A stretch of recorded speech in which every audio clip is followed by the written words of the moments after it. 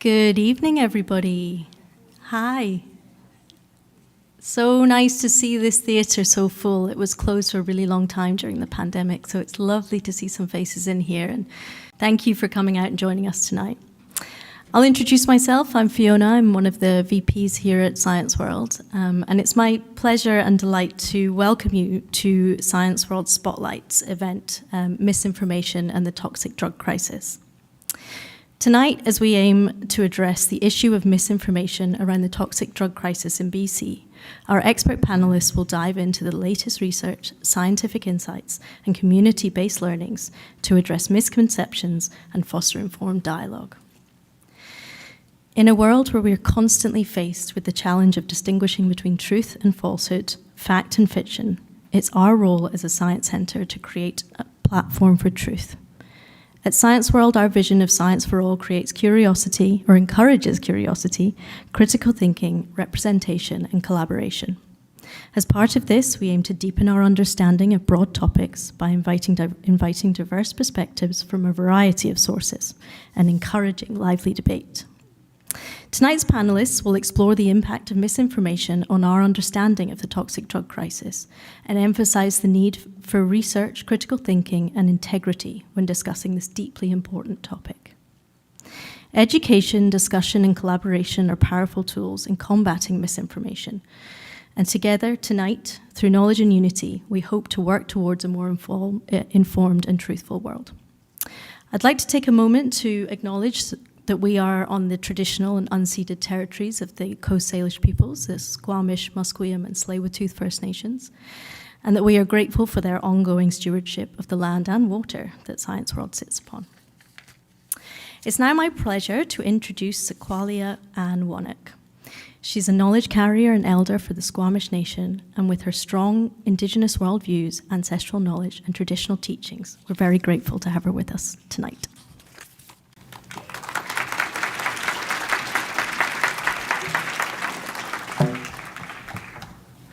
Kayachton. Whoa, I can't see the top rows of people. Oh. Kayachton. In our Squamish Squamish Nation way, traditionally, my grandmother taught me, you say from your heart, you raise your hands and go, Kayachton, I welcome you, and it also means thank you. So when you see people doing this that are Coast Salish, it means thank you. And I'd like to say I welcome you to the ancestral traditional lands of Squamish Squamish Nation, family in Tsleil-Waututh and Musqueam. And it's an honor to be here and see the lovely spokespeople that are going to be speaking tonight. And I'm really happy to know half the panel. And so it's with real feeling, on squall and good feelings in my heart that I'm here to do the opening for you tonight. I'm going to Sequoia Quishaman Sna. Sequoia is my ancestral name that I've gone by for probably 50 years since I got named by my late grandfather. And his grand auntie, who he named me after with Uncle Louis Miranda and my grandfather Dominic Charlie, their great auntie lived in Hoi Hoi, our ancient village on the island that's now known as Stanley Park.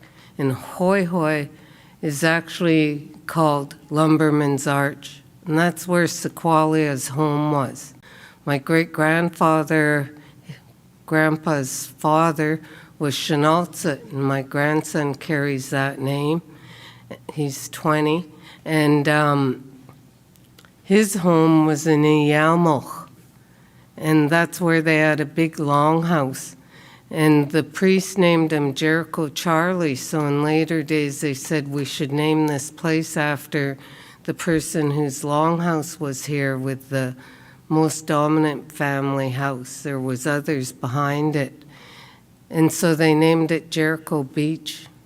So I welcome everyone to Jericho Beach, and then Sinauk, where we have a development happening, was Sinauk, and the family Hatsalano Siam lived there, and they called him Chief Hatsalano, but they thought we should name this area after him, because he greeted all the captains that came in, Vancouver and Fraser and probably Cook and all of them that came through.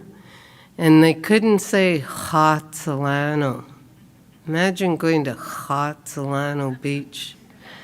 And so they anglicized it, and it's world famous Kitsilano. So I welcome you truly. And I'm going to do, since my sister friend is here, Dr. Nell Cornelia Wyman, I'm going to do the Coast Salish anthem. And one of the things I need to do is say that every person has an inner energy. It's always moving. We receive from Creator through our crown and into our crown in our head like babies, the soft spot. And it goes into all human beings, and it connects us all and everything into creation. The sun, the moon, women, life givers know our connection to the moon, the stars, everything in the air, on the land, and in the water. And then if you saw Star Wars, you heard Obi-Wan sharing with Luke when he gave him his father's lightsaber and told him his father was a Jedi Knight, that how do I use this lightsaber? And he's looking at it, and Obi-Wan says, Jedis use the Force. And what's the Force? The Force is an energy that surrounds us and flows through us and in us and connects everything in creation. And I had my young children there, and I was like, that's our teaching that Grandpa taught me. That's our teaching. And they went, shh. But that's our teaching that they're sharing. And they went, Mom, shh, the movie started. I was like, oh. And so I'm a Star Wars fan. I have my baby Grogu and Mandalorian. Because in the Mandalorian, when I finish talking, I'll say, Tama Kwetsi Snachim, and I usually say, those are my words. But Tama Kwetsi can be translated as, this is the way. And when matriarchs or even fathers and that are teaching children how to do different tasks or ceremony, they'll say, Tama Kwetsi, this is the way it's done. And the Mandalorian creed is, this is the way. So I'm a protector of our culture and our ways, like the Mandalorians. And I wanted you to laugh because laughter is medicine, because now I want you to rise and keep when we pray, you're not to have your arms crossed or you're blocking your energy. You're not to have your hands clasped or like this, or put them behind your back like this. And I can tell, that's why I make you laugh, because the hardest thing for people is to stand and relax and let the inner energy of each other flow to each other. While I sing, I ask you to get brushed off with the song and pray for your family and friends, from the unborn to the oldest, your villages where you came from, and for each other, for the gathering, and for the speakers this evening, to help them in their squalwin, feelings in their hearts and minds while they speak, to transfer knowledge, information, and experience to all of you, and then answer questions so that we create positive solutions for the future. After I finish, I'll do a short prayer, And if I see you cross your hands or arms, I'm going to come use you for my drum. And I can see you way up there now, so when you put your hands together, your shoulders go in, so that's how I know. And I'm going to ask you just take a few breaths to help relax and have your arms there, because our people believe in breath and grounding ourselves. Even though we're way up here in this sphere, we're on Chesha Tameo, Mother Earth. So just take a few breaths, and then I'll Tai Chi or yoga. And I was going to get you to do the tree, or maybe the warrior. Yes. So, Kosela Shantam.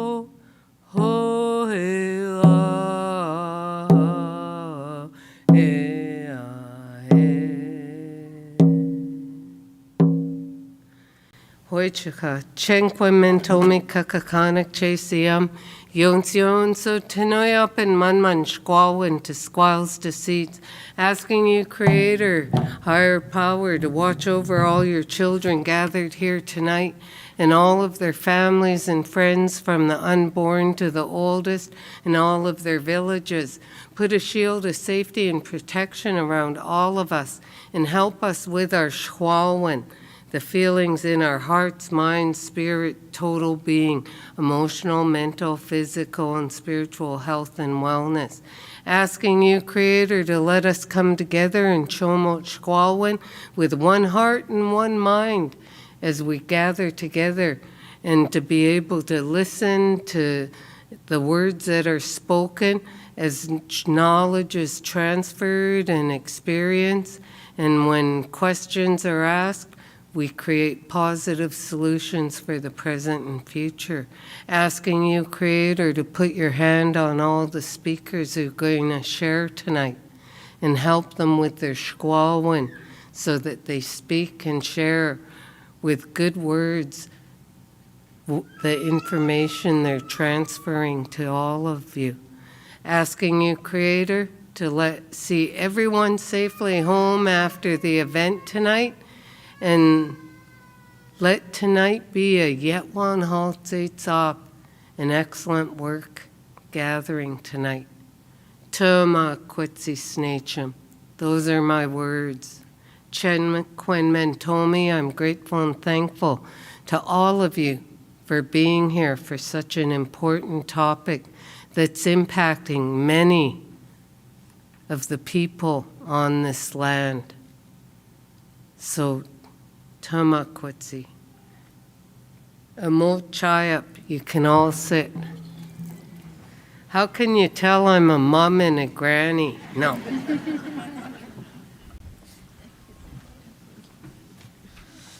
Thank you so much, Sequalia. That was a beautiful welcome. And I am so delighted to hear that George Lucas may have been inspired by some of the teachings here in Canada. As a charitable nonprofit, Science World relies on the support and generosity of our partners to be able to deliver public programming such as this and to provide free tickets to make it accessible to the wider community. Tonight's event would not be made possible without the generous support of our sponsors. Science Up First is a national initiative of CASC, the Canadian Association of Science Centres, whose mission is to share the best available science in creative ways to help us stop the spread of misinformation. This event is part of their Together Against Misinformation initiative, Together Against Misinformation campaign that supported a week of events and activities across Canada to promote and advocate for accurate and reliable science, making it accessible to all. Thank you, Science Up First and CASC, for your support. Collaboration with community partners is another important part of the work that we do, and I'd love to recognise our event partner, SFU Public Square, for your support.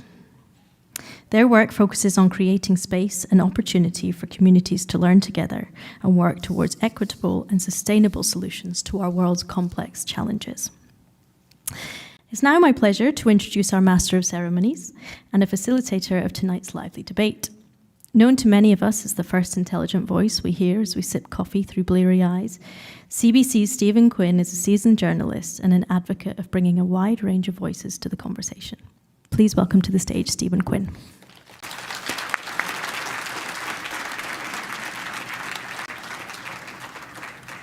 Good evening. Thank you all so much for being here, and thank you for having me. I'm Stephen Quinn. I'm the host of the Early Edition on CBC Radio 1. Some of you have the misfortune of waking up to me. I have the misfortune of waking up at 3 a.m. to serve you. And I'm very glad to do it. Thank you. And thanks to Science World and SFU's Public Square as well. When I got the email asking me to moderate this event, to participate in this event, I was, needless to say, thrilled. This subject has been a passion of mine for some time, pretty much for my entire career as a journalist. When I began my career, it was just after, I think it was 1993, when we saw 300 deaths because of a particularly powerful batch of heroin that made it to the streets of Vancouver. It was called China White at the time. If you passed through Oppenheimer Park at the time, you would have seen hundreds of white crosses that had been erected in Oppenheimer Park to mark all of the people who had died as a result of that. It was years later, in I think it was, I stand to be corrected on this, I think it was 2005, when there was a drug trial done in Vancouver. It was the North American, what was it called? North American Opiate Medication Initiative, the Naomi trial is what it was called. And it was the first trial in North America, the first trial this side of the Atlantic to do a study on the impact of providing drug users with heroin, with clean medicinal grade heroin. And that reported out in 2008, and it was, by all accounts, a success. A second trial followed. That was the Salome trial, also generally regarded to be a success. So we knew then that substitution therapy worked. A lot of people, though, still found the idea very difficult to take. I followed participants through Naomi. I saw their lives change, and they survived as a result of that. In 2016, I spoke to then Provincial Health Officer Dr. Perry Kendall on the day he declared, it was in April, on the day he declared drug deaths, deaths due to poison drugs in this province, a public health emergency. And we didn't know what that would mean as far as action on the part of government. When you're dealing with a public health emergency, you expect some significant action to be taken. 8 years and some months later, here we are, and more than 14,000 people have died as a result of toxic drugs. All through the coverage that I've done, and I am by no means an expert. I'm not pretending to be an expert in this at all. I just have a special interest in it because it has affected my community. There isn't a single person who, if they don't know someone directly who hasn't been lost to poison drugs, they know someone who knows someone. In some neighborhoods in the city, the trauma is absolutely astounding and deep. Since that declaration, not that much has been done. There are pressing and legitimate concerns about drug use. People don't like the public disorder that tends to go along with it. People don't like having children exposed to drugs or even the idea of drugs. People worry about the 4 pillars and the pillars that are often ignored or not emphasized. The harm reduction, some people feel gets too much attention. They feel that enforcement and education don't get enough attention. Those are legitimate concerns as we see certainly in politics of late. The misinformation, though, is something that tends to rear its head during times of politics. I think we've seen that most recently during our own provincial elections. And I'm not going to get all political here because the CBC tends to frown on people having opinions. I mean me having people. It's journalists having opinions. Today we're going to be looking at the various aspects and challenges of misinformation, the spread of it, the consequences of it, the strategies to address it, particularly as related to the toxic drug crisis.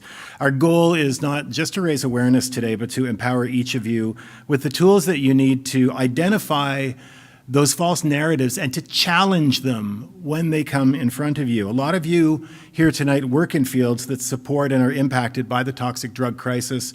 Others are here because, as I said, you have a loved one who's been lost to this crisis, or you know someone who does have a loved one who's been lost. All of us are here because we want more information. We want good information. We want information we can trust to be able to address this absolutely devastating crisis. BC, we still have the highest number of overdose deaths in the country. The number of lives that has been lost to this crisis the consequences are just devastating. I don't know that 8 years ago any of us thought we would be here still watching, more than 1,000 people a year die as a result of poison drugs. Misinformation, and you'll hear more of this from our speakers in just a moment, but it perpetuates stigma. It's harmful, it's dangerous. It flies in the face of what we know to be evidence, to be tested and peer-reviewed empirical evidence that some approaches work and some don't.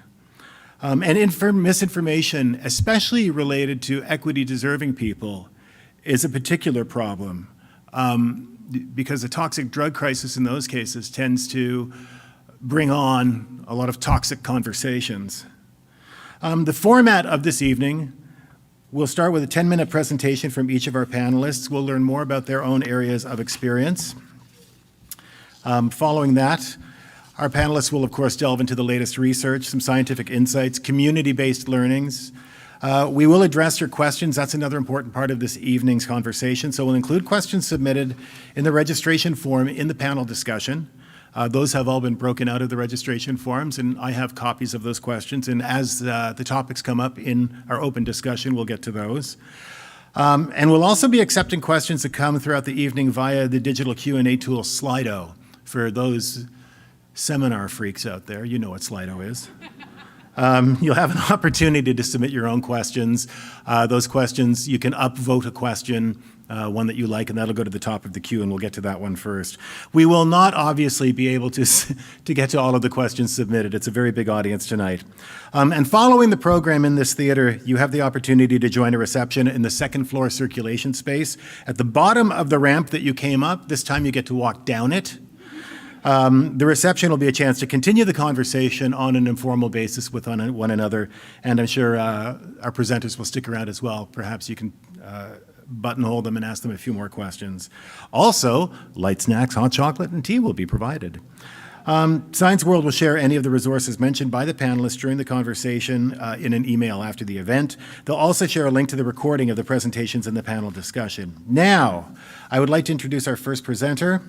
Marnie Scow is of the Kwaggle, Namgis, and Heiltsuk descent on her father's side, with mixed ancestry on her mother's side. She lives and works and learns and heals on the unceded territories of the Coast Salish peoples, the Musqueam, Squamish, and Tsleil-Waututh nations. Marnie serves as a consultant and facilitator with the Len Pierre Consulting. She's also an Indigenous Research Associate collaborating with the BC Centre for Disease Control and the University of British Columbia, where she is completing a Master in Public Health. She told me a moment ago she was going to be a lawyer, but she got over that. Marnie has also dedicated more than a decade of experience to working in Vancouver's downtown east side. She was employed by Rain City Housing and the Spencer Creo Foundation. She was an integral part of Culture Saves Lives, a grassroots organization dedicated to providing low-barrier access to Indigenous cultural practices within the downtown east side. In 2018, she became the inaugural Indigenous Peer Coordinator for the First Nations Health Authority, expanding her impact from the downtown east side to more than 200 First Nations across communities in British Columbia. Please welcome Marnie Scow.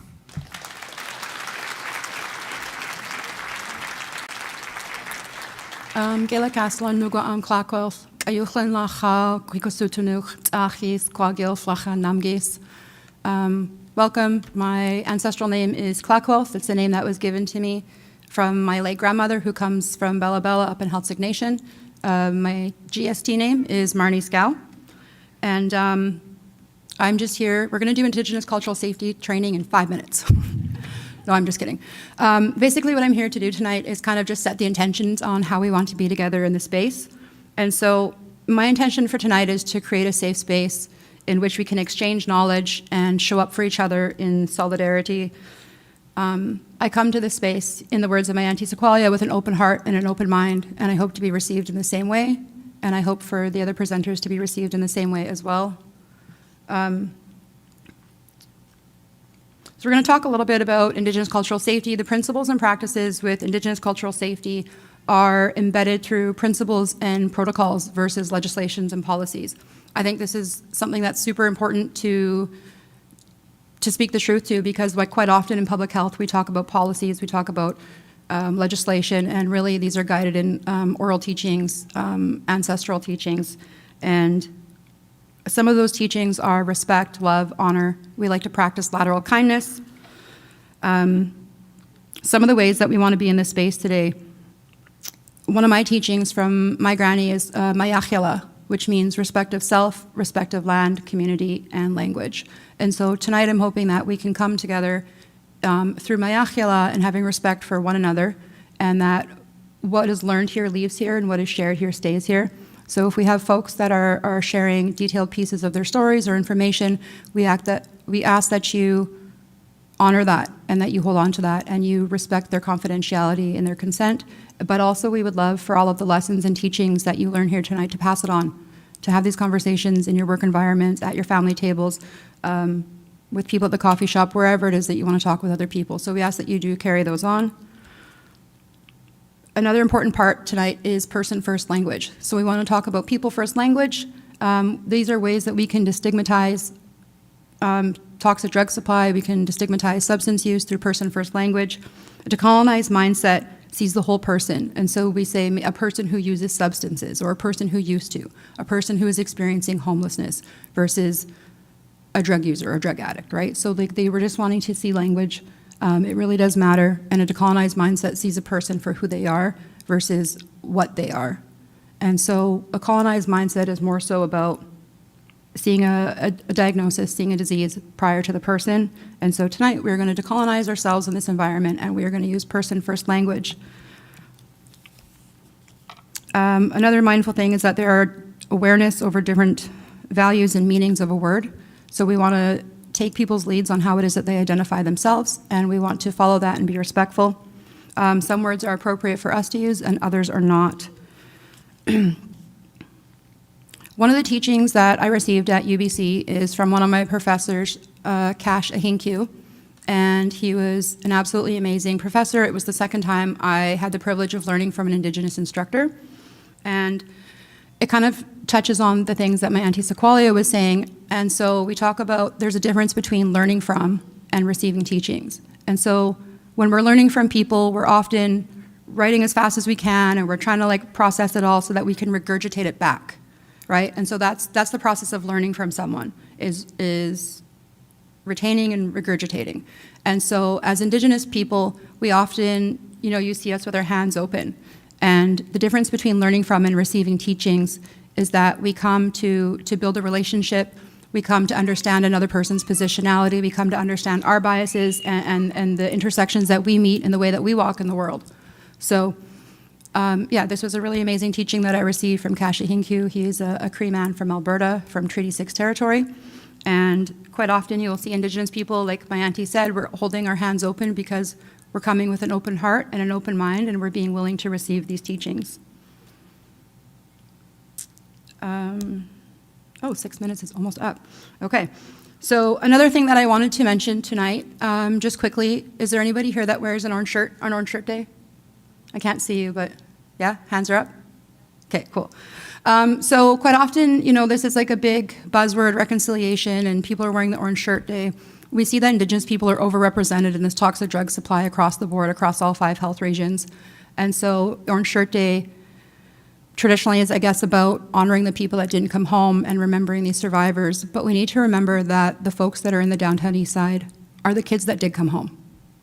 And we need to treat them with the same respect, the same empathy, and see them as a whole person. And we need to honor their stories and their life journeys and remember that these are the kids that came home. So when we wear those orange shirts, we not only wear it for the kids who didn't come home, but we wear it for the people who did.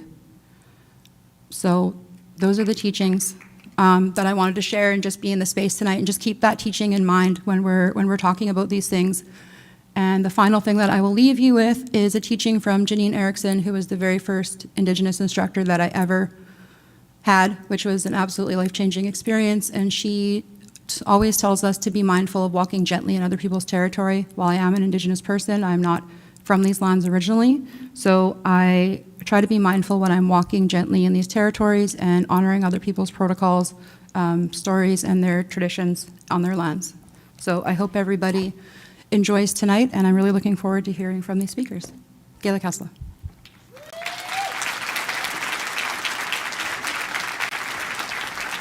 Thank you so much, Marnie.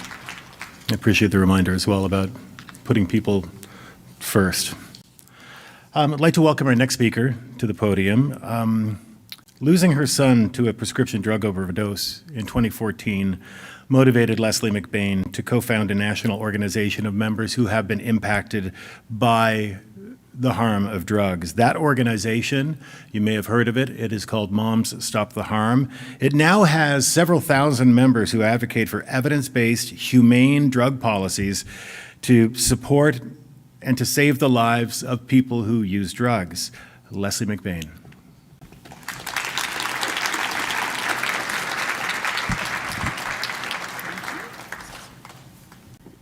I have a little step because I'm really short, but I'm kind of afraid of the step, so I'm just going to be really short. Misinformation, myths, and political weaponization are the enemies of our work to change drug policies to ones that save and support the lives of people who use drugs. The driver of these enemies is stigma. As mentioned, I co-founded Moms Stop the Harm in 2016 with two other women, Lorna Thomas and Petra Schultz, who had similarly lost their sons at a young age to drug harms. We were in deep grief, but we were in deep anger as well. And anger is a component that can work for you. We've used it in a nice way because we're moms. My beautiful son, Jordan, who is actually on the table, I don't know if you can see it, but his picture is there, was my only child, and he died at 25 years of age in February 2014. As Stephen mentioned, Moms Stop the Harm is national in scope, and we have members from coast to coast to coast. We are a support system, and we are an advocacy tribe.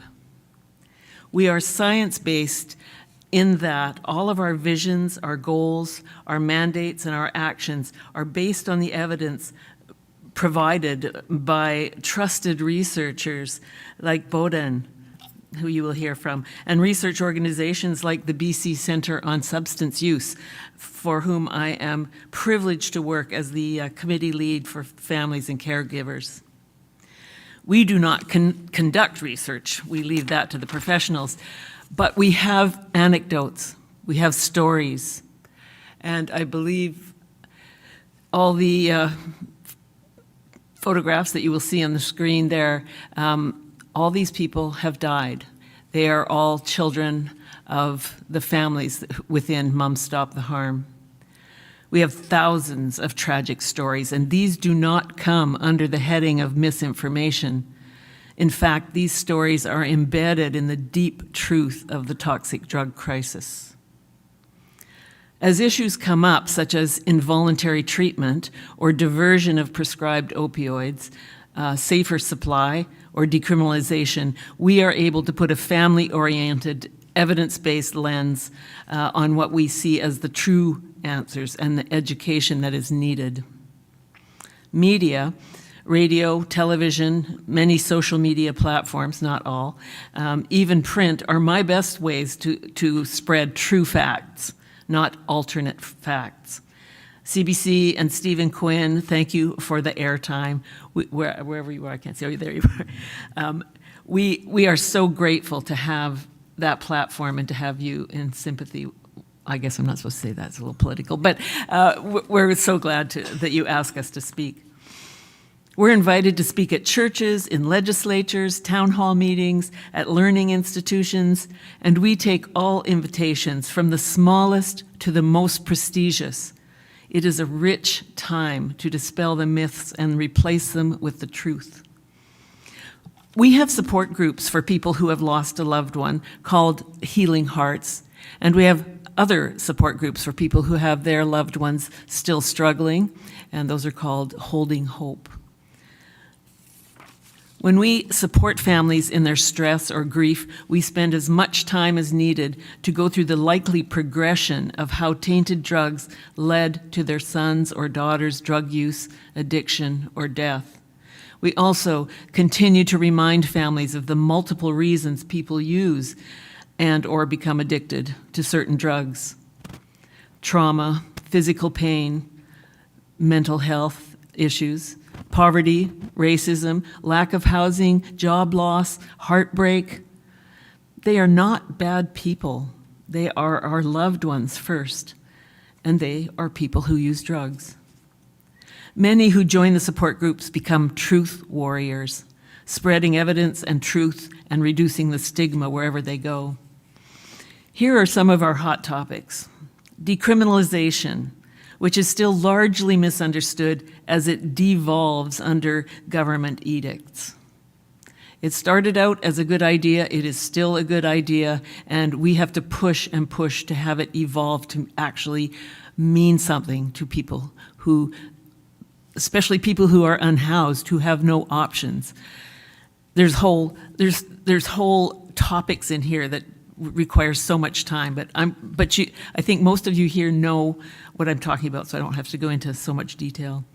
Diversion of prescribed pharmaceuticals, which has been hugely exaggerated by certain loud voices in media. the almost non-existent evidence on the government's version of involuntary care, and the dire consequences of shutting down supervised consumption sites and overdose prevention sites.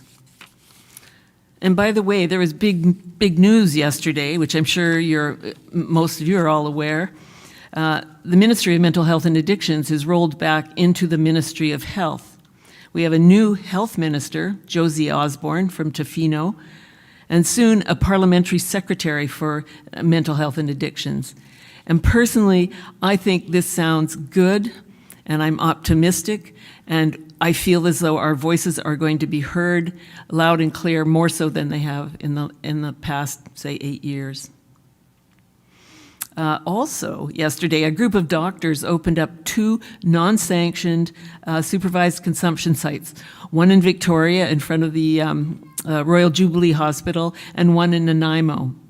This is nonviolent civil disobedience at its best, and I honor them, and I hope that their actions will become part of the history. One of the big uncertainties out there, and I can't yet call this misinformation, is that our provincial government is going to build tremendous capacity in recovery facilities. My question to the leaders who promised this is, what will happen in the next 3 or 4 years it takes to build out what they are promising? What will it look like? How many lives will be lost in the meantime? Let's say it takes 3 years to build this out if it happens. If there is no change in the number of deaths per day in British Columbia, which is between 6 and 7 now, in 3 years there will be 7,500 more deaths. 7,500 more families in forever grief. Now, I'm making an unscientific assumption that those people who will die in the next few years would be looking for treatment. It's not really scientific thinking, but you get my drift.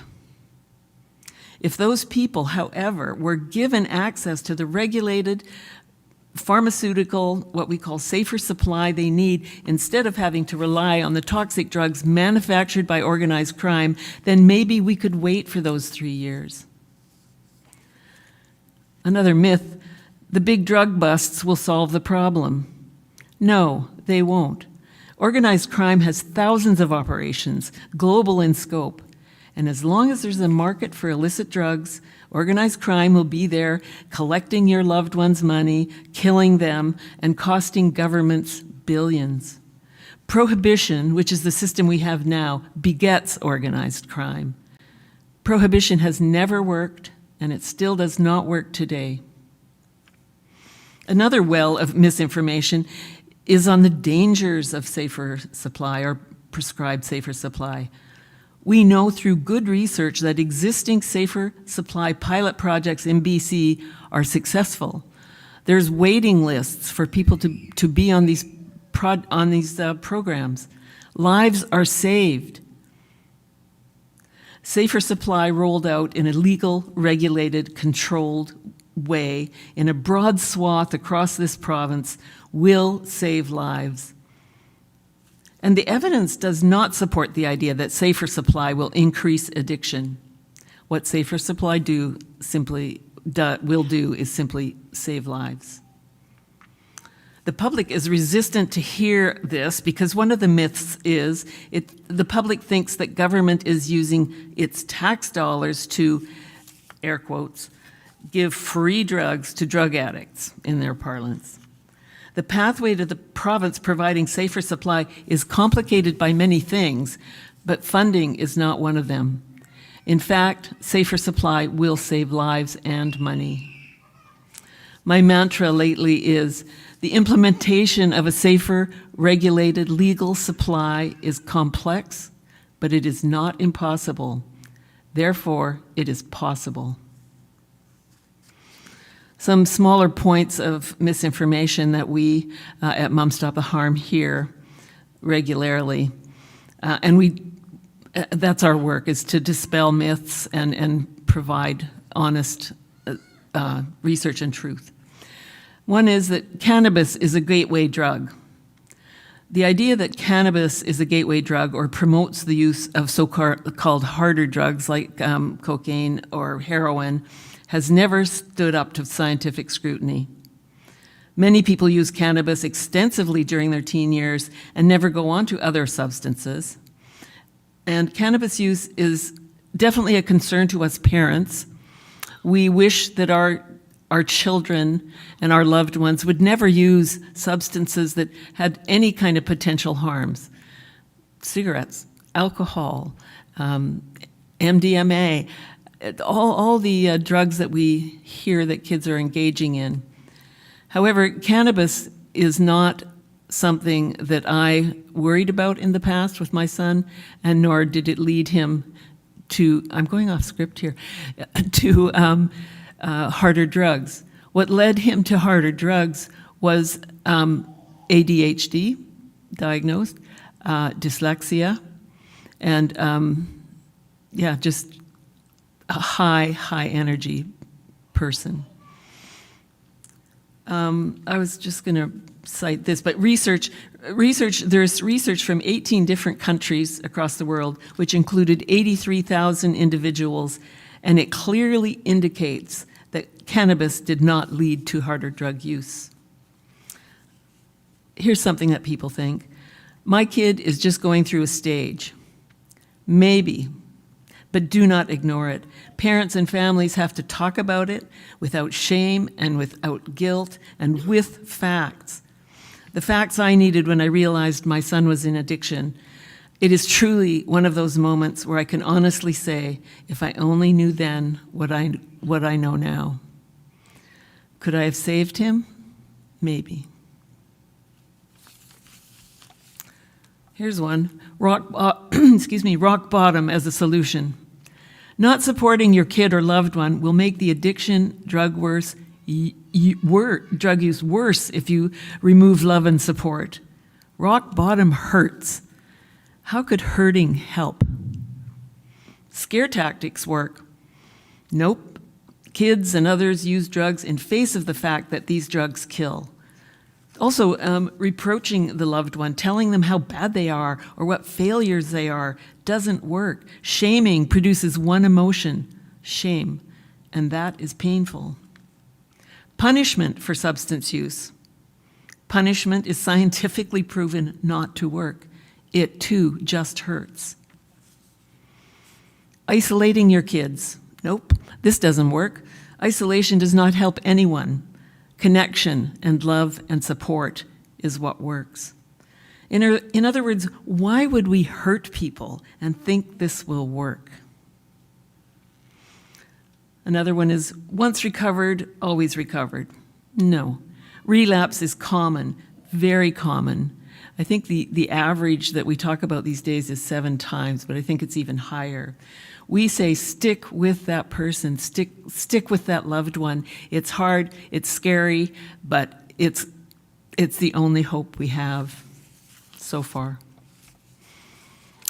One is going cold turkey and abstinence are the only ways.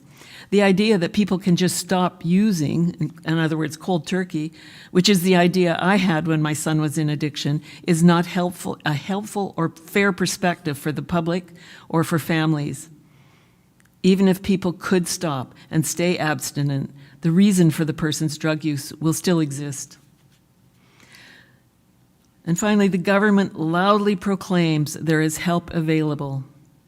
The truth is, there is not enough subsidized care for people who are wanting to recover.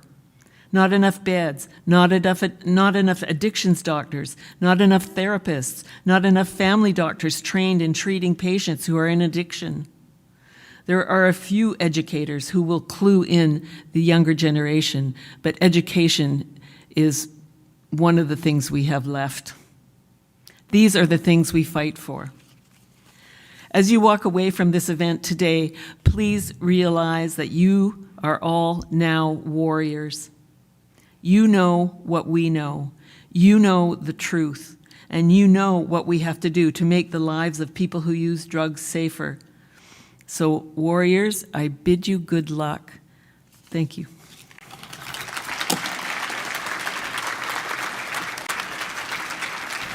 Thank you, Leslie. Our next speaker is Canada's first female Indigenous psychiatrist with more than 20 years of clinical experience. She served as the Canadian Institute of Health's Research Governing Council and as Deputy Chair of Health Canada's Research Ethics Board. Now appointed to the BC Provincial Task Team charged with beginning implementation of the recommendations arising from the In Plain Sight report, you probably all recognize that, addressing the Indigenous-specific racism and discrimination in BC healthcare. She is BC's Chief Medical Officer at the First Nations Health Authority. Please welcome to the stage Dr. Cornelia Wyman.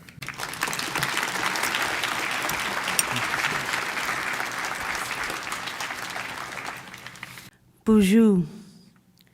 I just want to start by thanking Elder Sequalia for her opening. I know Sequalia, if she'd had more time to spend with us, would share her own experience with the toxic drug crisis. And I'm really grateful to be here with you tonight.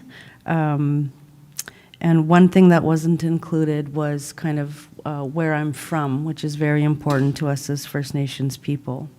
So I'll start again and I'll say bonjour. My name is Nell Wyman Indigenous, and I'm originally from Mishipawitik First Nation, which is in Treaty 5 territory, part of the Anishinaabe Nation. And there are my slides.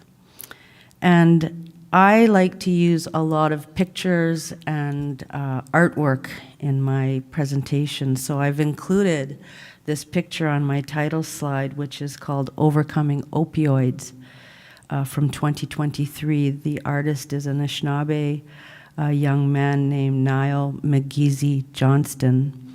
And as you see from the bottom of the picture to the top, someone is transforming on their journey, whatever that means to them, in using substances. And I've already heard it mentioned this evening that culture saves lives. And this is part of it, and I'm going to speak a little bit more about it this evening. And I also want to acknowledge that this is part of our rich system of Indigenous, specifically First Nations knowledge and traditions, which is part of what we see as solutions to the toxic drug crisis public health emergency.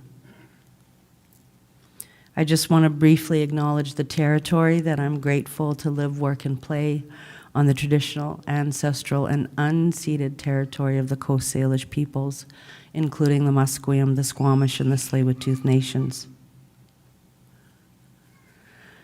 I'm going to present just a little bit of data. I'm happy to share this slide deck with anybody who wishes it. So I'm not going to go through every single number on this slide, except to say that First Nations people have experienced disproportionate representation within the toxic drug crisis and disproportionate impacts amongst people who live in BC. This data is from the first 6 months of this year, so January to June.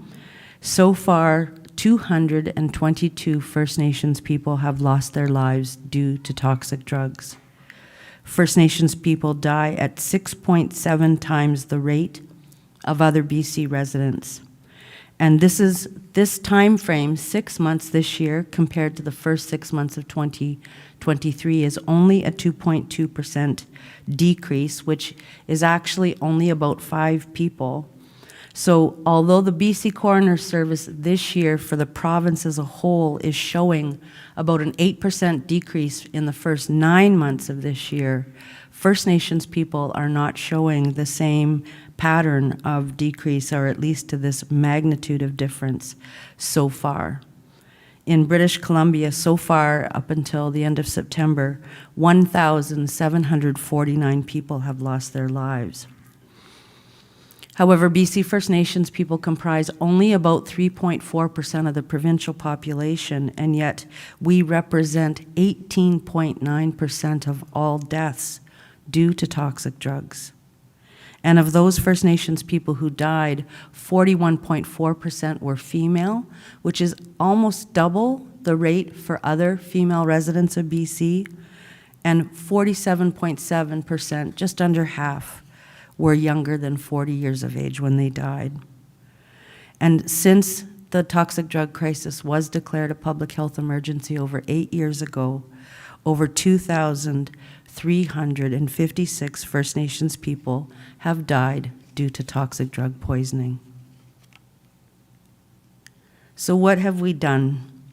So again, I'm not going to read out all my slides except to say that First Nations Health Authority has our own response to this public health emergency. We were the only organization in BC to establish a framework for action when the crisis was first declared an emergency. This year, over the first 6 months, for example, over 3,566 First Nations people have accessed opioid agonist therapy. There have been over 984 virtual sessions with psychiatrists and addiction specialists. We are advocating for more timely access to emergency detox and treatment beds if they are wanted. Part of the issue is when people are ready to seek that help for themselves, it is often that they are told that they have to wait, often months, until they can get the help they need. And in the meantime, harm reduction is what is keeping people alive. I think some of the other speakers already, if you look at the top left-hand corner, I think we all have a beef with the media of all types, because that picture is often what you see in the public domain. A death in a back alley, a used needle leaning up against a concrete curb in a mud puddle while the rain pours down. Just stereotypes in general of people. Once I remember I was giving a pre-interview to an interview to a young journalist, and I was going on about this, going, stop showing those images, and they're like, Dr. Wyman, this is going to be a radio interview? But I'm like, I know, but still. So a major way that misinformation has been helped to spread is in the media. So for example, as the picture that I've shown you, it creates a false impression that people who use drugs are out there and not in their communities or their networks. And this type of stereotyping can be quite harmful. We don't often hear about so-called regular people who use substances. The death of popular BC sports journalist Jason Botcher. He died at home on April 25th, 2019, after a combined cocaine-fentanyl poisoning. Or more recently, Sydney McIntyre Starko, an 18-year-old first-year University of Victoria student, died on January 29th earlier this year in her residence on campus, surrounded by her fellow students. We are not listening to people with lived and living experience, or peers, or family members in this crisis, which is not the same crisis that it was when it was declared a public health emergency in 2016.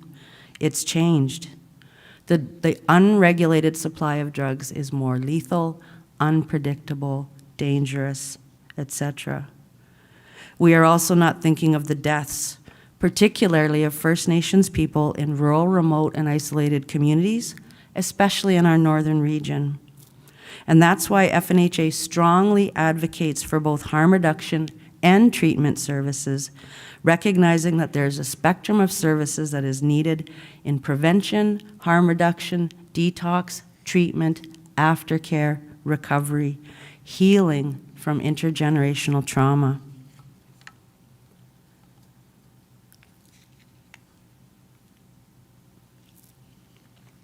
I just want you to look at the headlines in these stories. Especially in this provincial election and the upcoming federal election, we have seen the toxic drug crisis public health emergency become increasingly politicized, where misinformation about the crisis and people who use drugs has been and continues to be widely spread. When a large, sorry, this is the quote from a party's BC nominee, Dallas Brody, in a riding town hall around October the 10th toward First Nations people. When a large percentage of your people are on the downtown east side, it's important that you come and take responsibility for that piece as well. It's not okay to leave your people down in there. Dr. Marina Sapoznikov, people have probably heard of her.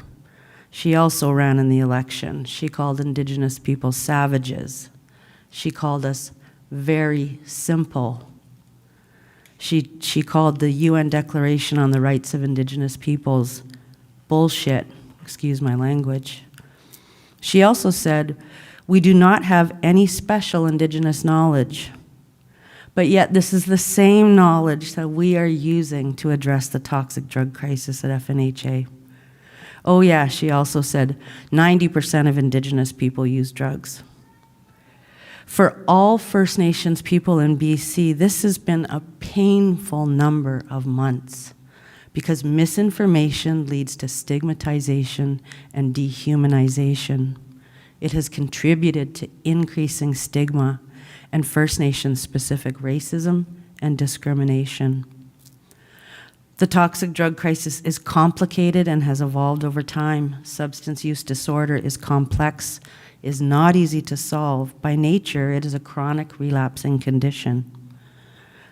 It often intersects with the social and cultural determinants of health, like poverty and other systems, legal, education, housing. Misinformation that contributes to further stigmatization and dehumanization also exacerbates the racism that we experience. And the data that I showed you, the toxic drug crisis between the years of 2017 to 2021 is predominantly responsible for the reduction, the decrease in life expectancy for First Nations people in this province by 6.1 years. This is my last slide. I know I'm going a little over. Just another one where I'd love you to just read the headlines. I think some of the other panelists have already spoken to some of the issues. But somehow misinformation related to the toxic drug crisis has managed to shift the focus away from a public health emergency, away from substance use disorder and or concurrent mental health issues as health conditions, and toward the toxic drug crisis being seen as a criminal issue and a matter of public safety. It drives people away from paying attention and using and trying evidence-based solutions. And when I say evidence-based, I mean both Western science and Indigenous knowledges. We have a harm reduction study that we will be releasing soon, according to our data governance policies, that shows the positive impact on saving lives, in addition to the burden of deaths that First Nations people have experienced. Hundreds and thousands of people in BC, including First Nations people, have died of the poisoned, lethal, unregulated supply of drugs in this province. Many of the people who have lost their lives are regarded, it seems, by journalists, politicians, the general public, as throwaway people. You didn't see that in all those beautiful faces that Leslie showed as part of her presentation. Misinformation reinforces an us versus them mentality. Misinformation as part of the toxic drug crisis is harmful to all British Columbians, including First Nations people. We need to be careful about our words, and we need to change how we think about, how we talk about, and how we treat people who use substances. All my relations. Miigwech.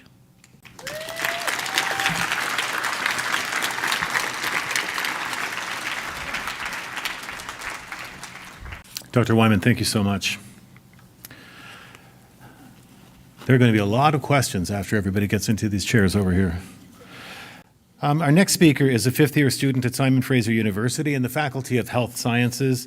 She founded the Naloxone Society, training youth workshop facilitators, rather, to carry out education across BC, reaching more than 25,000 high school students with fact-based drug education and naloxone training.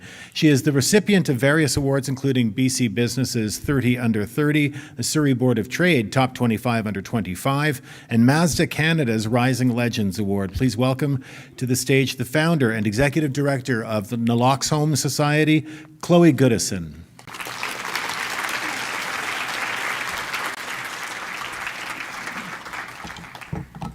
Oh, wow, it is bright. Hi, everybody. My name is Chloe Goodison. As Stephen mentioned, I'm the founder and executive director of Naloxone Society. Before I start, I just wanted to say, Marnie and Dr. Wyman and Leslie, your presentations, I thank you. You shared such impactful and science-backed knowledge, and I'm so grateful to be able to present with following you folks. I am grateful to be presenting here on the stolen ancestral unceded territories of the Musqueam, Squamish, and Tsleil-Waututh nations, and I'm grateful to be to work and to have made this presentation from my home, which is on Tsleil-Waututh Nation. Like Marnie, you said something that really struck me, and that was that on Orange Shirt Day, we wear our shirts to honor the people who did not come home. And what brought me to tears was what you said about how we have to acknowledge the folks who did come home and how they are represented in our overdose statistics, our drug use rates, our foster care systems, our criminal justice systems. And as I navigate this world of educating our youth about BC's drug poisoning crisis, we have to tell that truth, so thank you. This story is not rare because overdoses and drug poisonings, as we know, happen in every pocket of the province. But to address my own misconception that I grew up in Port Moody, still live in Port Moody, and I didn't see public drug use occurring a lot growing up. And when I was a high school student, I was 16, it was 2018, I was riding a SkyTrain, and like lots of us have seen in public, somebody did fall into medical distress.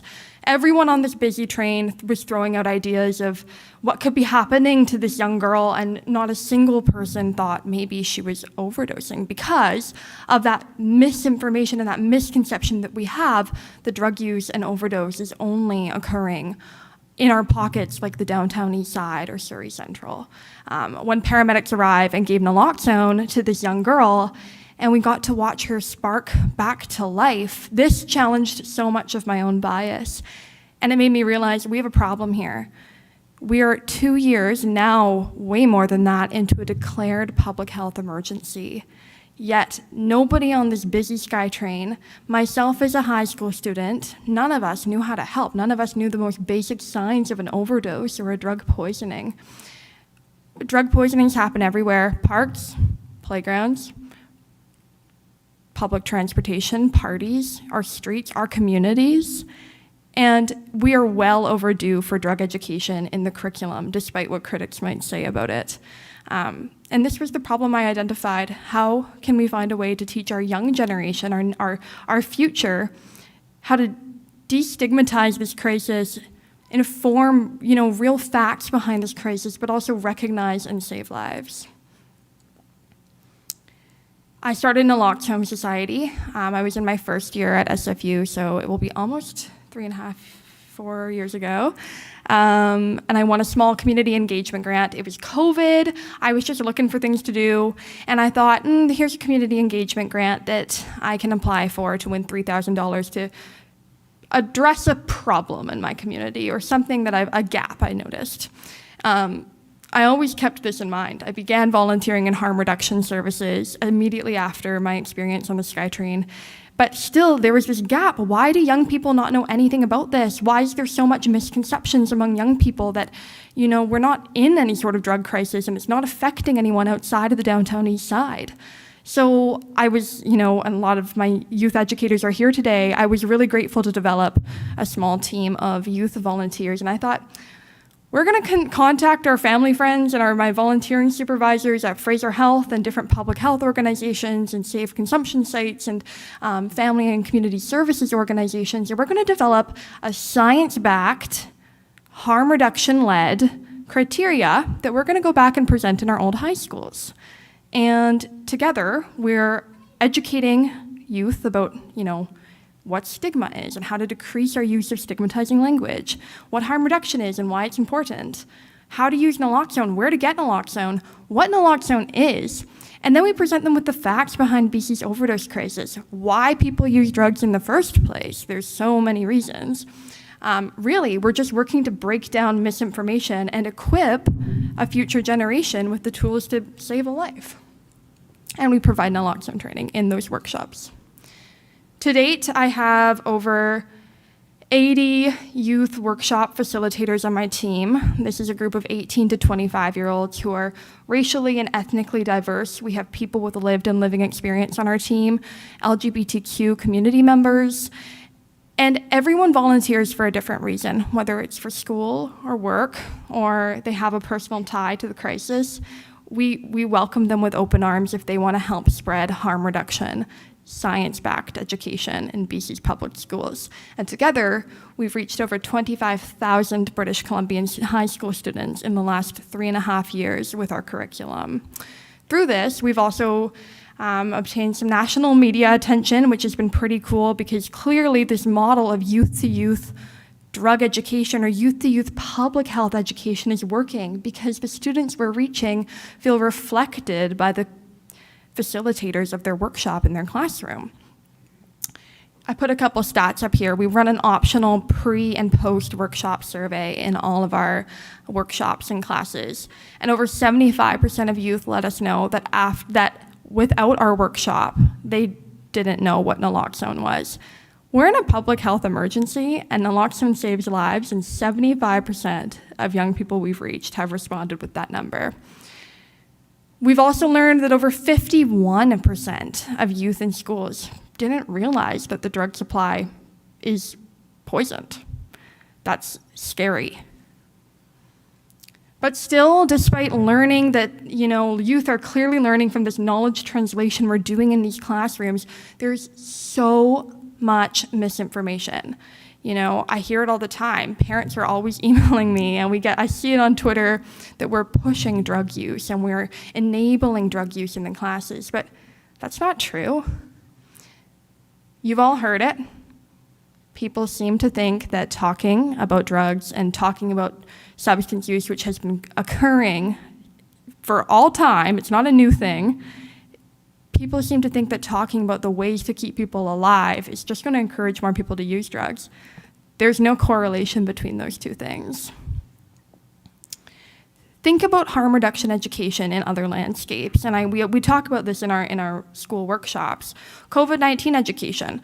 This wasn't just in high schools. This was a public, provincial-wide, widespread effort. We taught people the importance of getting vaccinated and wearing masks and social distancing to prevent harms. Sexual education, we all got that in school, preventing unwanted pregnancies and sexually transmitted infections. It's important.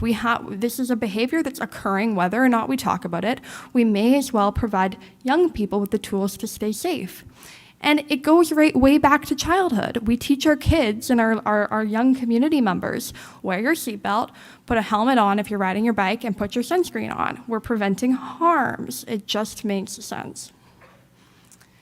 Drug education is no different. At an naloxone society, we found a model that's working, and we're increasing knowledge translation amongst our youth. And by default, we're curbing misinformation and saving lives. In our youth-to-youth delivery format, we're promoting harm reduction with a science-backed lens, and everything in our presentation and our workshop is completely fact-informed.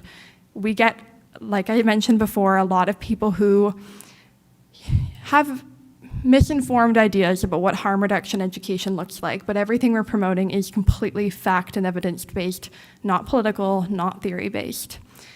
And really, we're just doing this to improve the landscape for everyone. This is a public health emergency. By some degree of separation, every single person in this room is affected by this crisis, and we're all probably affected, and by some degree of separation, we know someone or we love someone who uses drugs. And really, we're just providing the next generation of youth with the tools to prevent, recognize, and respond to overdoses, curb public stigma, and keep each other alive. Thank you.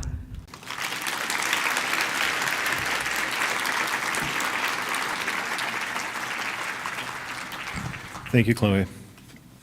I cannot say enough about the presentation so far this evening. I'm very much looking forward to our final one.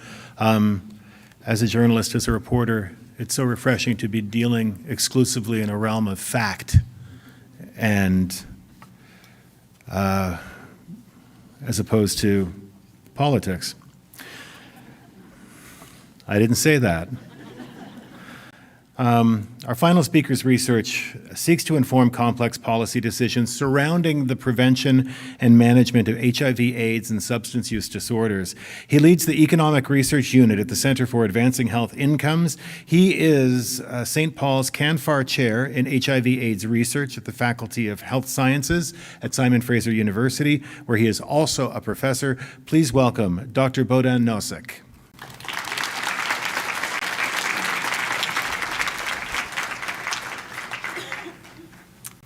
All right, thank you. So I'm the token egghead for the evening. I should say a few words about me. I've been in this world since 2004. I got my start on the Naomi trial, which Stephen mentioned earlier. I've basically specialized in using the province's linked data sets to evaluate what is happening on the ground and whether or not the things that we're doing are working or not. Most recently, I was one of the co-leads of the provincial prescribed safer supply evaluation. My experience with the media, my interactions with the media have been difficult. I've never, first of all, we're trained to speak completely differently, right? It's very qualified. The cardinal sin of science is overstating your conclusions. You always want to be clear about your limitations. Whereas in a news story, it's basically the opposite, right? In my early experiences talking to reporters, doing interviews, I was kind of baffled that, I've put in 2 years of work into this. I went through 6 months of peer review, got grilled, and now it's out, and I have to do a 10-minute interview with a reporter, and I actually can't see the story before it goes into press. So that was an eye-opener, and I've had some, difficult stories, things that I'm not thrilled about. A lot of use of derogatory language, clickbait headlines. And so, when I sort of came back to addiction after years working in HIV, I've been very careful. I think about if my work is going out into the public, how is a person who uses substances, if they read this, how are they going to take this? How is it going to make them feel? So I've been very careful about how I've presented and what I've actually said to the media. One thing we all need to understand, and I'm sure you know it already. I'm sure you're an informed audience. Print media, our media landscape has changed phenomenally and likely irreversibly, right?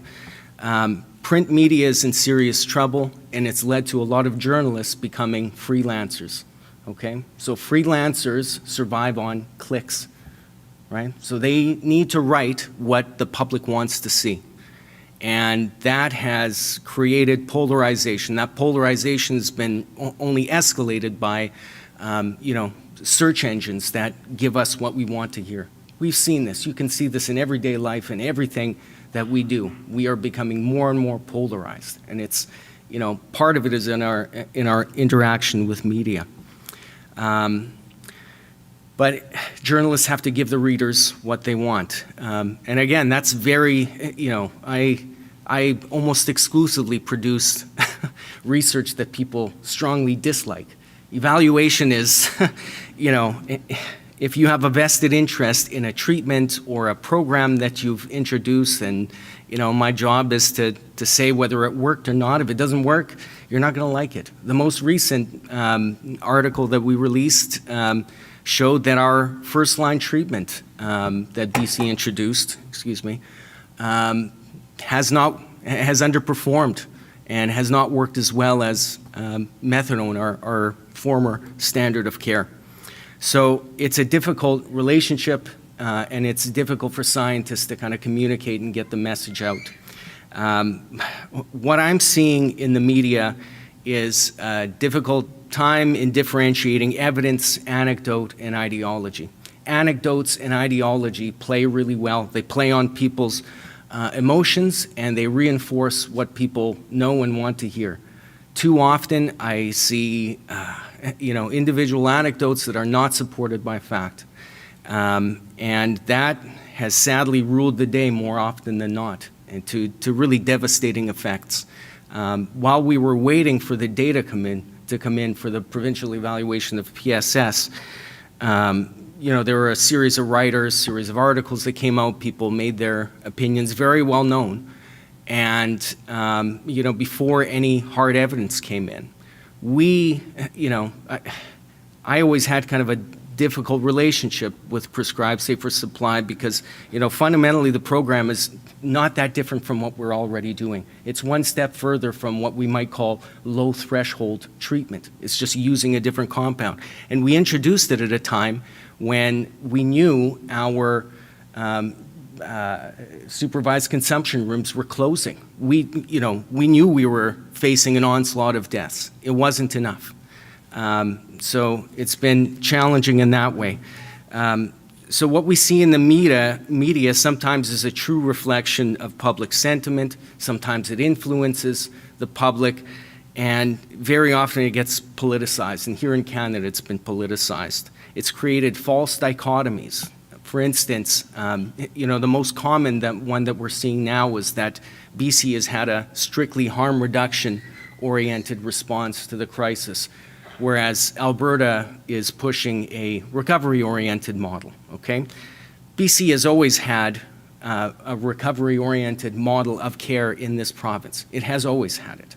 We don't know a lot about it. A lot of these recovery houses are run by private companies. And, people like me, we have no visibility on the outcomes of what happens in those kinds of facilities. And yet, this is, because it fits an ideology that a large group of people are adhering to, this has become a popular narrative that we should move away from a harm reduction oriented approach and push towards only recovery orientation. It's a false dichotomy, and it's really problematic. The furor over prescribed safer supply, that's had a real chilling effect on anything that's going on in the addiction sphere, right? So for instance, the Health Canada's Substance Use and Addictions Program, which funded a lot of great research in prescribed safer supply and a lot of other domains, has scaled back their funding hugely, and it's put a hold on something personally that I'm working with First Nations Health Authority on perinatal substance use disorder. It is going to have a very negative effect, and it's slowed things down. It's created gridlock in the provincial government. So where are we now, and where do we need to go? The overdose epidemic, I don't know that the public fully grasps the scale of this problem. We think our best guess is that we have about 250,000 hard drug users, over 100,000 people who use opioids. That number grew consistently from 2003 to 2013. It spiked when fentanyl hit the streets, and it has stayed constant since then. There's 7,000 new people that we're diagnosing in the system every year, compared to 2,500 deaths. This is not going away anytime soon. If we take any elements of our response, harm reduction or any any other pieces, more people are going to die. There's very little doubt about that. A challenge in communicating all of this is that there's no real single profile of a client. There are a whole range of different clients that we see, different people coming and dying of overdose, coming and needing treatment. There are a continuum of needs. We heard it earlier. There are a lot of people who want treatment and are able to access it. They make up, maybe a quarter of our full population. So for everybody else, people who aren't ready for treatment, who have not been able to access care, we need other options. Harm reduction is one piece of the puzzle. It always has been. If we take it away, we're in trouble. We're going to be creating more deaths. Another piece that we really need to get across clearly is that the changing illicit drug supply is undermining everything that we're doing. It is so thoroughly problematic. Our treatments that we have had, that we've relied upon, WHO essential medicines, their effectiveness is declining. The level of, the dosage, right, the tolerance that people are getting from using fentanyl is so much higher than what we had with heroin, that the medicines that we had before just aren't working as well. And now we're mixing in benzodiazepines, and xylazine is starting to show up. We do not have evidence-based treatments for combination opioid and benzodiazepine use. We don't have it. That creates massive problems. Any kind of distrust, difficulty people have interacting with the system, that's only exacerbated by us not being able to meet those needs. And in terms of the overdose response as a whole, I'm really concerned about our workforce, right? The level of burnout, the level of despair. It's rivaled. it's greater only among people who use drugs, right? That stigma, that trauma that they feel, prescribers and people in the care system are feeling that as well. It's a difficult space to be in. So these political pressures that we're feeling in this province and elsewhere, that is, this is really challenging our next steps. I don't know how many of you know about it, but BC has a really proud history in public health. We've done some amazing things. I live in the HIV world as much as I do in the substance use world, and what we were able to do in HIV is astonishing. And what I saw from that, from my position there, was that success begets success. Everybody wants to back a winning horse. Our early successes in HIV prompted more investment, more enthusiasm, more prescribers coming into the game. We are dealing with a completely different animal now. We are starting from a position of failure. How do we get ourselves off the mat to tackle this problem, which is not going away? So that's, that's what keeps me up at night. And as far as our response, this was a multifaceted overdose emergency response that the province put together and largely executed starting in 2017. It was compromised by this changing drug supply, unpredictable drug supply, but it was undermined by one element which really didn't come through as clearly as it could, that intersectoral work with housing. We have a housing crisis in this province, in this city especially. I don't see nearly enough effort to fund public housing. Not just for people with substance use disorders, for firefighters and nurses and teachers and tradespeople. It is too difficult to make it in this city.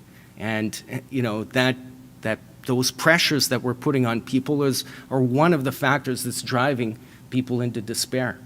So I would really like to see a lot more connection between sectors and investment in public housing. That is part of our way forward. We need to think outside the box. We need to be willing to experiment and try new things in treatment and in social policy. We need to be totally transparent and totally accountable to the public. I don't see that enough. Failure is a difficult thing to accept and difficult thing to express. We need to learn how to say mea culpa to the public. So transparency, accountability, how do we do that? Well, we generate good evidence, okay? I'm a maximalist when it comes to that point. I'm kind of biased in that way.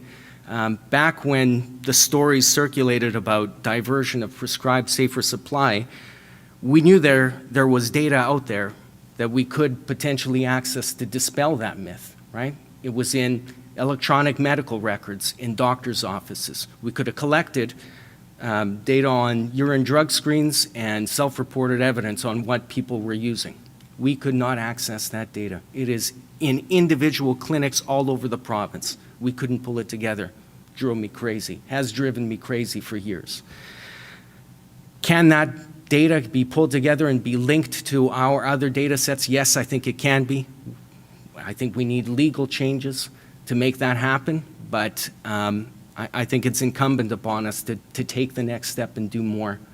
So, and the other piece, you know, so it's regaining the public trust, accountability, the scientific method, but it's also, you know, I think we have to stop being arrogant about, you know, having solutions from Western medicine, right? We need to harness the strength that we have in our Indigenous populations and have them lead the way, right? My very basic rudimentary understanding of First Nations perspectives on wellness tell me that this is, you know, health is about connection to community and connection to the land. No medication, no treatment is going to connect people to community, and a lot of this is about disconnection more than anything. So maybe I'll stop there and take your questions. Thank you.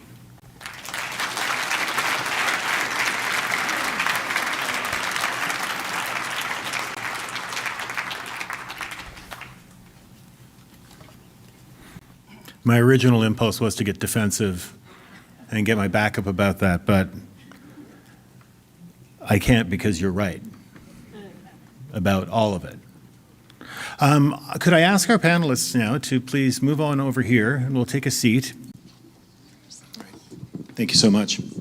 Needless to say, the 10-minute presentations barely scratch the surface of what we're talking about tonight, but I certainly appreciate the points of view of all of you and the candor that goes along with that as well. You know, for a journalist, it's and again, not making this about me, but it's our job to try to get the message from you to the public, and it sounds like we're failing miserably at that. So I will certainly endeavor to do better. I want to talk, well, I'm just going to throw these open, I think, because I want to cover as much territory as we can in not very much time right now. We have heard about a backlash, of course, to British Columbia's Safer Supply program. We're seeing this happening in Ontario right now. Doug Ford says he's going to close a vast majority of consumption sites.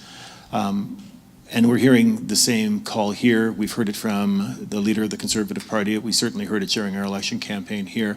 I'm just wondering, is it not completely obvious what the outcome would be if we start closing supervised consumption sites or overdose prevention sites? Leslie. Yes, it's perfectly clear. This is the thing. It makes zero sense in our world and in the world to not prevent death. And this is what will happen, closing OPSs, SCSs, taking away whatever projects, pilot projects there are for safer, prescribed safer supply. People will die. So how do you counter that then? How do you make a case based in evidence to present to government that this is a terrible idea and people are going to die? Who wants to take that one?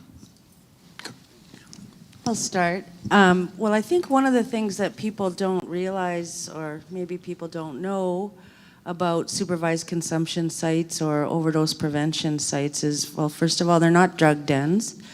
But there are so many other benefits, not just the fact that you're not using alone and you're not at risk of dying, that there is somebody there to help you if you get into distress. One is the provision of safer use supplies that is available at these sites, prevents things like abscesses, other infections, bloodborne transmission of other infectious diseases. But I would say what we talk about a lot at First Nations Health Authority is one of the benefits that we just talked at the very end is the connection that happens at these sites. Not just amongst people who use substances, but with the staff who work at these places. And relationships are formed. And when the person is ready to take another step in their recovery journey or just their journey in general, they're going to have access to the resources that they need. And that isn't just maybe health resources or treatment. It could be housing. It could be social assistance. It could be a shower. It could be some groceries. And I think we don't talk enough about all the other things that people access at these important places. All right, thank you. Anyone else care to? I've got a question. Oh, sorry, go ahead. I guess I just wanted to touch on just the whole OPSs in general. I would say that quite often we see some really crappy attempt, trying to be mindful of my language, really crappy attempt at like decrim or OPSs, and so you can only go there if you're injecting, but they're not meeting the needs of people who are using substances. Right. And then they're like, see, it didn't work. Told you it wasn't going to work. Well, they're putting these high barrier places into community where you have to sign in or you have to have ID, and it's only done by nurses and doctors, and we've seen the value of peer-led medication distribution, peer-led OPSs, anything like centering the voices of people who use substances, right? And so these are the ones, in my experience in the downtown east side, that have been the most impactful. And instead we have people coming in and putting these policies and like, well, you can decrim, but you can't regulate. Or you could do this, but you can't do that. When really you need both things in order to be successful. So when we're putting things into community that aren't what the community's asked for, then it doesn't make any sense either. Because I think a lot of the data and the research and stuff that we're seeing today isn't actually going to impact community for another 5 to 10 years. And this is where I push the Indigenous ways of knowing and being, because my job is to listen to community and understand what it is that they're saying that they need. So I think that, I don't know, we just need to be putting things into community that the community is asking for. All right. I do want to move on to another question, and again, I'm going to make this one a free-for-all because this is a great one. And for whoever sent this question, I'm going to paraphrase a little if I can take that liberty. The question is, if the print media is spreading misinformation, then where do you go get your good information? I will take that beyond the print media, and I'll say perhaps the legacy media. Are we okay with that? What we call the MSM, the legacy media, the bad guys, me. Where do you go for good information about this? I mean, in media. It's difficult, honestly. The Guardian is publicly owned, and I find it's probably the best media source that I read. I used to read the Washington Post until Bezos bought very it. recently. Yeah, just the worst act of cowardice I've ever seen. So yeah, I mean it's difficult. These are failing businesses in a lot of cases, and they're being bought up by private interests, and those are having a real effect on our day-to-day life. Anyone else? I don't. You don't? Where do you get your information then, for the benefit of our audience this evening? I mean, I guess for me, like even with stats and like looking at things that are backed by evidence, like for me, when I'm wanting to know what's going on in community, I go to, like with the BC Centre for Disease Control, they have PEEP, which is Professional and Ethical Engagement of Peers. And so it's basically a provincial advisory. And if I'm like, hey, what's going on? It's the people who are in community that are doing the work that I get the information, because I don't with media. I honestly just don't. Like I don't know, the FNHA website is very, very helpful as well. Okay. That's a very dark answer. Well, I mean, essentially, though, the answer is go to the source. You know, go to the first-hand source, get the information there. Maybe, you know, if you know somebody who's in the business, help them walk you through it. Would probably be the, you know, I mean, it's the kind of thing we try to do every day. Here's another one on the topic we were just discussing. What are your thoughts on the concerns that neighbors and families have when safe injection sites or supervised injection sites or overdose prevention sites open up in neighborhoods? I think that families should be educating their children, educating the entire family on what this is, why it's there. The more that families know about what's going on, the more families can actually interact with, excuse me, people who use drugs in a good way, and there are good ways, absolutely. They will then settle down. But until then, no, it's media, it's fear tactics, and I actually saw one photograph that in some news source online where there was a setup. Actually, there were needles and there were baggies, and they were sort of on this little table, but the background was a playground. And it was stunning to me because I knew that would never be a true photo. It was set up. I mean, and then people have to learn to think critically. And I don't know how that happens. Sorry, but I'm a little depressed by this whole thing. Well, I think I'll just add that, I think the stigmatization around supervised consumption sites or overdose prevention sites is so massive. And what we've been fed in the media, like I live in Yaletown, and the OPS that was 2 blocks from where I live got closed. Yes. But you think about it, I think about people like that sports writer Jason Botterill. Would he have gone to that overdose prevention site?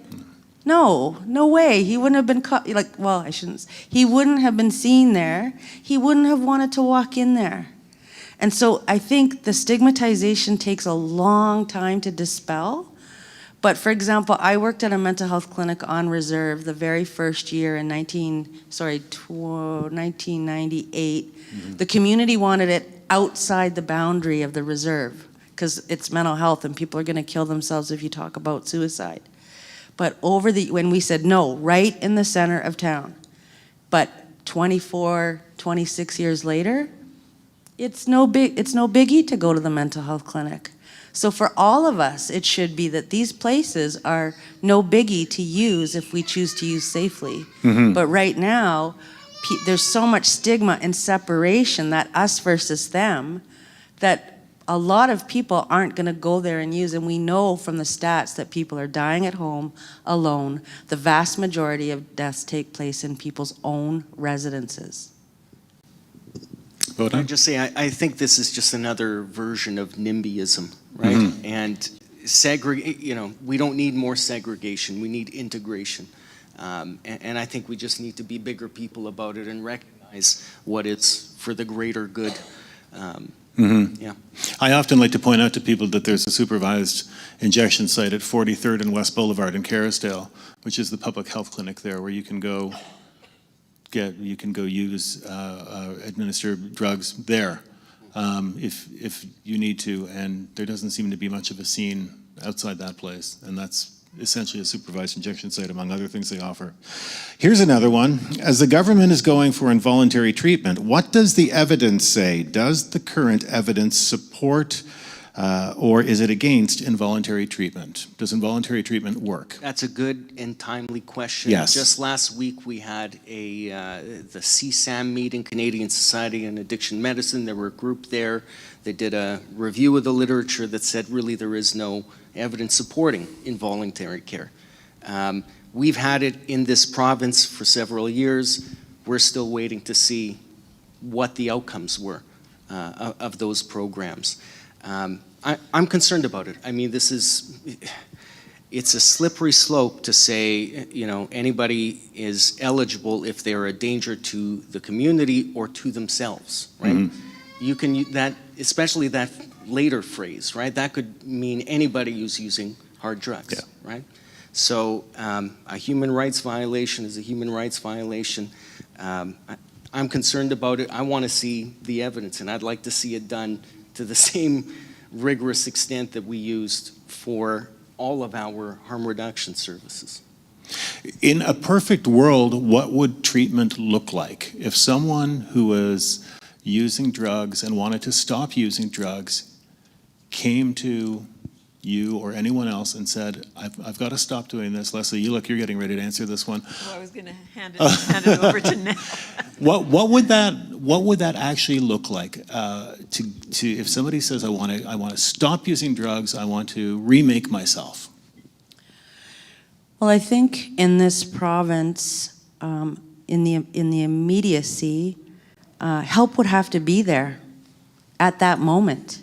And I think that's a big problem. I know in Vancouver coastal region, they're working on road to recovery and trying to improve timely access. But when someone comes to that decision, that window is very small. And being told to wait months is potentially an opportunity lost. So first of all, the help has got to be there. They have to have help either in the first week or so with either detoxification services, medically supervised detox, depending on the condition.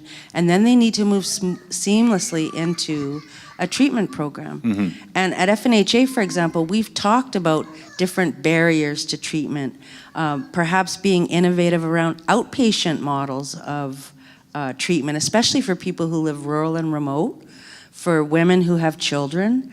Oftentimes, like even having a pet is a barrier to going into treatment. It's like I don't want to lose my kids if you're First Nations. Yeah. MCFD is going to be all over me, and so I will just not do that even if the opportunity comes up.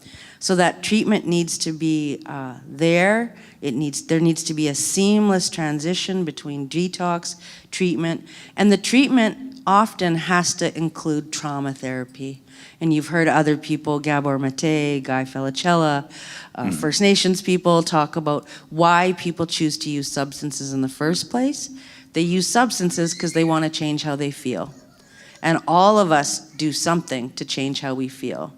I just went on a shopping binge yesterday to buy Kiehl's, that changed how I feel for about 10 minutes. I felt really good.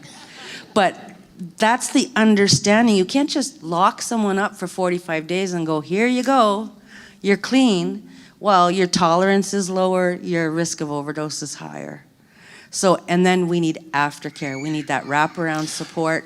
We need support for family. And we need to look at the social determinants of health, because if you're just returning people to the exact same circumstances that they were living in before they went into treatment, it's hard to see how people can build that resilience. Nothing has changed. Right. Anyone else? Oh, yeah, Leslie? I would just, first of all, what we always say is meet people where they're at. So asking a person what they need, what would they like to, how would they like to proceed in their recovery? But I just want to, some image that comes to my mind is, I think of a family with a youth, with a young person in problematic drug use. And they have decided that they want their kid to go into involuntary care. Whatever that trajectory looks like, I'm not sure, but I'm sure there's levels of, looking at that person. But I try and figure out this picture. I have a picture in my mind of a family, mom, dad, or two dads or two moms or whatever it looks like, taking this kid and putting them in the car and driving them, and the kid is not, this is involuntary care. What's going to happen to that family? Where's the trust going to be? What's going to happen when that child leaves that facility? I can't honestly think of any good scenario for this involuntary care, particularly with youth. I'm choking up right now because it's just wrong, and it's not going to work in the long term. And Chloe, you specifically work with young people. Well, exactly. And, I just wanted to touch on how would a perfect world treatment solution look. There's no answer. We have to address the upstream social determinants of health, as Dr. Wyman mentioned. Why people use drugs in the first place, unstable housing, heartbreak, grief, trauma. There's dozens of reasons, and it's never choice to be in a situation where you have an addiction or you're dependent or at risk of illicit drug toxicity. But yeah, no, we're missing the voices in the planning of treatment services of the people who use drugs. You know, even us, and we're the experts up here. I feel too young to be an expert on anything, to be honest. But I think, yeah, we just really need to continue involving and including and prioritizing the voices of the people who are most affected by this crisis. Another question from our audience, and this is an interesting one, especially for the eggheads. What role can knowledge translation play in combating the spread of misinformation? And do you think research is doing an adequate job of translating science? Why are your Why are studies we such why are your eggheads? studies so dense? Yeah, that's a good question. I know one of my colleagues in the audience is like, What's their name? I think no. Okay. yeah, it's probably her. It's a difficult thing. You know, we're trained to do one thing, and media relations is an entirely different one. The findings of any given study are nuanced, and they take a lot of explanation. In any kind of KT work you do, you've got to distill it down into 2 or 3 key points. Personally, I've got a long way to go and a lot to learn about it. Some of us do it better than others. You know, it's also a matter of finding a partnership with good journalists who are going to do justice to your work, with the understanding that this model of, you know, doing an interview and having that story come out before you can edit it is, you know, is sort of standard practice. There's a lot of trust that has to be built up there. I know there are a couple of good ones out there, but it's tough. You never know what you're going to get into. Yes, sadly, some of them just retired. I think we'll make this a final question because I think each of you probably has something to say to this. And this is from the audience, and I think that this probably includes a large portion of the audience tonight. What can we as professionals, people in healthcare, public, how can we support safe supply? Who wants to go first? Education. I think we need to, I hate to use the word fight, but we have to fight to get the information into the schools. And I think from the very youngest ages to university to everyone, people have to understand what we're in. We are in a toxic drug crisis. Safer supply, prescribed safer supply, we have all kinds of names for it, but it has to be made understandable.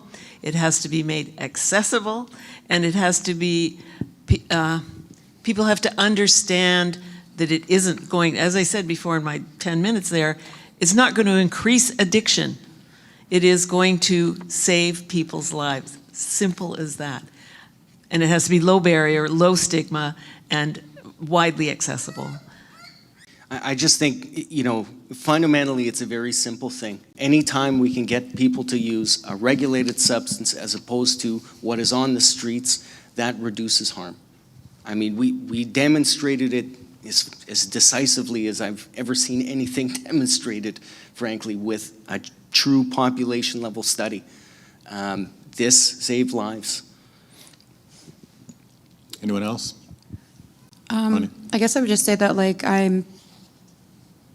I prefer the term safer supply, Yes. right? So, like, there are different, like, there's pharmaceutical alternatives, like, I mean, there's a lot of different ways, but I think that understanding that it needs to be low barrier. So, you know, with some programs right now, sometimes we assume that people who've experienced an overdose have opioid use disorder.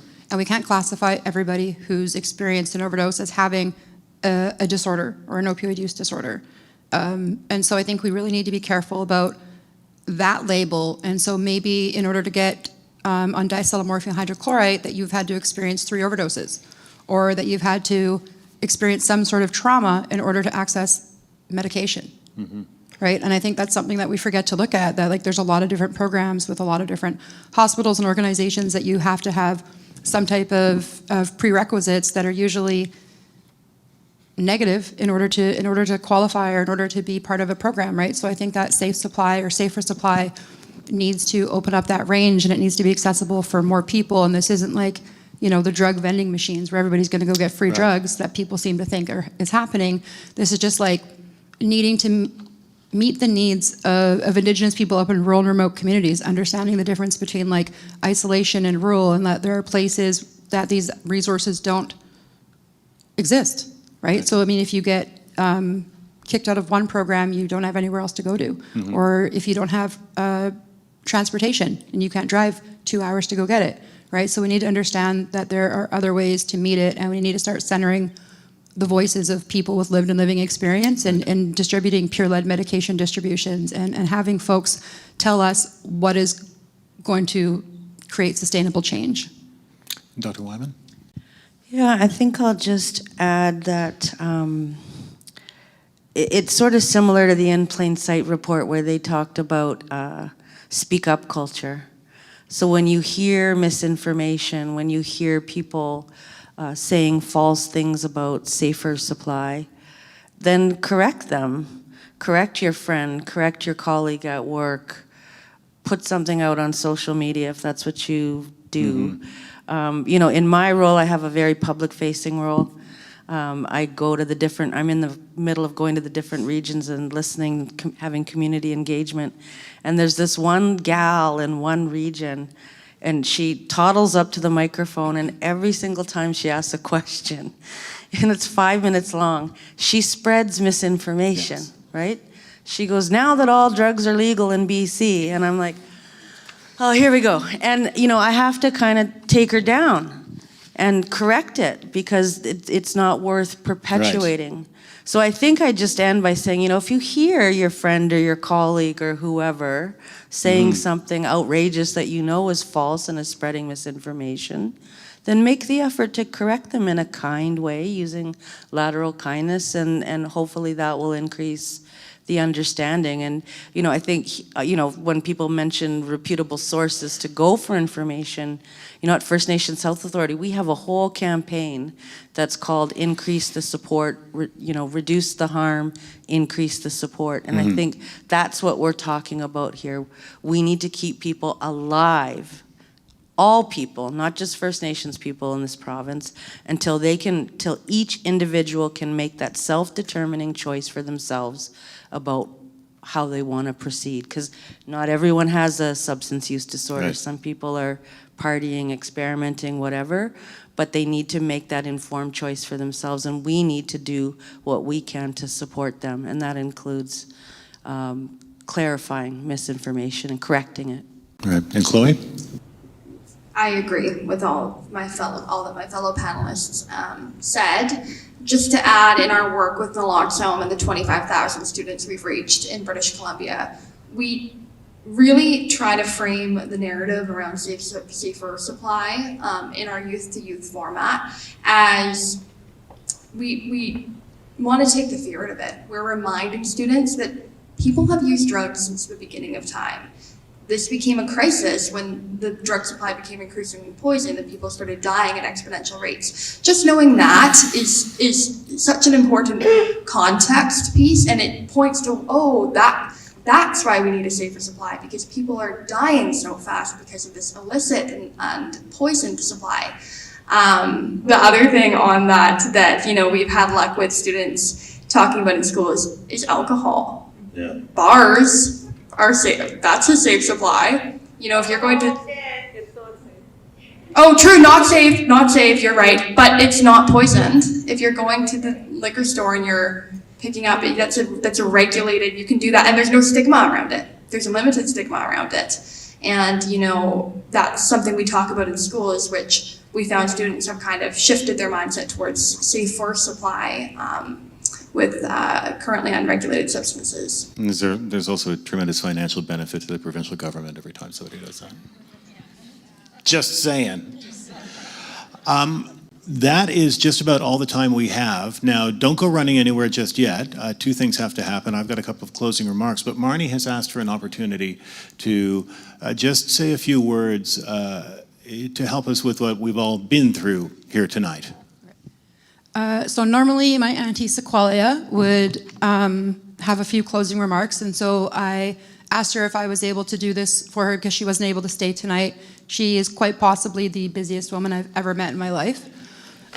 So one key takeaway, I guess, would be is that tonight, if one of the biggest misconceptions, I don't think I actually heard it said, is that not all people who use drugs are addicted, and that there are also benefits to using substances, and so everybody has the right to have their own relationship with substances. But in terms of Indigenous cultural safety training, I guess I would say that I would encourage everyone here who has bared witness to our research and our experiences and our community-based research, and now we're asking that you have a responsibility to take this forward with you and take it into the conversations that you're going to have throughout the rest of your life and the rest of your careers, and understand that it's going to be important to be willing to make the mistakes. It is okay to make mistakes, and just know that if an Indigenous person corrects you, that means we respect you. It means that we are invested enough in the relationship to not let you walk around making yourself look like an idiot over and over, right? So, and that maybe that looks like mispronouncing a word, but whatever that looks like, just know that that means that we respect you and that we're invested in this relationship, and instead of apologizing, say thank you. So that is a teaching that we try to share with Len Pierre Consulting around just like saying thank you. It's okay to make mistakes, and that's okay. And the last thing is that I really truly believe in somatic therapy. We've heard a lot of things, we've seen some faces, we've had some emotional responses to the stories and the things that have been said tonight. So I would like everybody to stand up. So part of doing this work and not getting burned out is understanding what is ours to carry and what is not ours to carry. And so I would like everybody to take 30 seconds and kind of just shake it off and understand that the stories and the things that you heard here today that are heavy are not yours to carry and are not yours to take home with you. You can honor them, you can honor the truth and the respect, but they're not for you to carry. So shake it out. Everybody shake it out. That's it. Thank you. Marnie, thank you so much.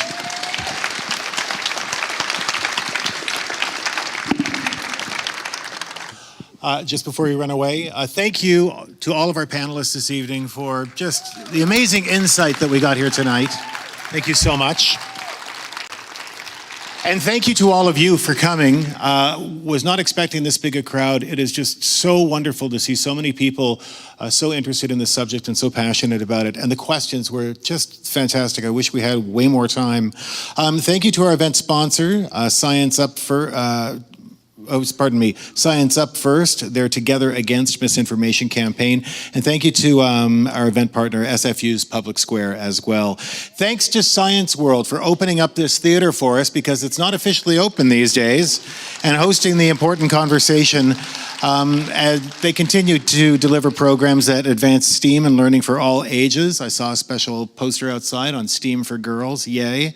Our goal here tonight was to talk about the issue of misinformation, the toxic drug crisis, and the power and importance of education and collaboration in combating misinformation and hopefully building a more informed community.